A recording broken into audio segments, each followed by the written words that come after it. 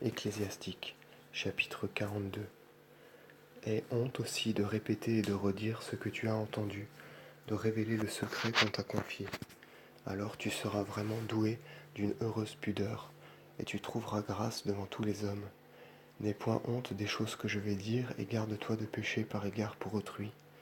N'aie point honte de garder la loi du Très-Haut et son alliance, ni de rendre un jugement qui condamne un impie, ni de te prononcer dans une affaire entre ton compagnon et un voyageur, ni dans l'attribution d'un héritage où tes amis sont intéressés, ni de te servir de balance et de poids juste, ni d'acquérir peu ou beaucoup, ni d'être indifférent à la vente et au trafic, ni de châtier avec sévérité tes enfants, ni d'ensanglanter le flanc d'un méchant esclave. La clôture est bonne à une méchante femme, où il y a beaucoup de mains tient tout fermé. Quoi que tu donnes, sache-en le poids et la mesure. Écris ce que tu livres et ce que tu reçois.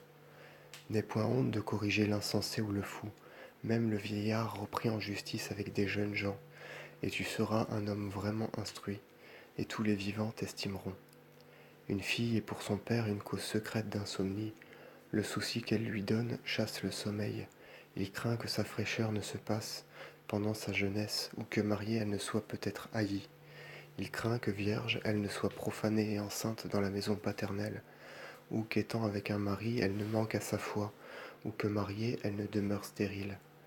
Autour d'une fille que rien ne fait rougir, fais bonne garde, de peur qu'elle ne te rende le jouet de tes ennemis, la fable de la ville, la réprobation du peuple, et qu'elle ne te couvre de honte aux yeux de la multitude. Ne fais pas attention à la beauté d'un homme et ne passe point ton temps au milieu des femmes, car comme le ver s'engendre dans un manteau, ainsi l'iniquité de la femme naît de la femme. Mieux vaut la méchanceté d'un homme que les bontés d'une femme. La femme déshonore et conduit à l'opprobre. Je me souviendrai toujours des œuvres du Seigneur, et je raconterai ce que j'ai vu. Les œuvres du Seigneur sont conformes à ses paroles.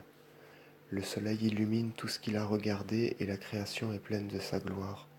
Le Seigneur n'a-t-il pas inspiré les saints pour qu'ils publient toutes les merveilles qu'il a affermies, lui le Tout-Puissant, afin que l'univers fût affermi pour sa gloire? Il a sondé l'abîme et les cœurs, et il a pénétré tous les artifices des hommes.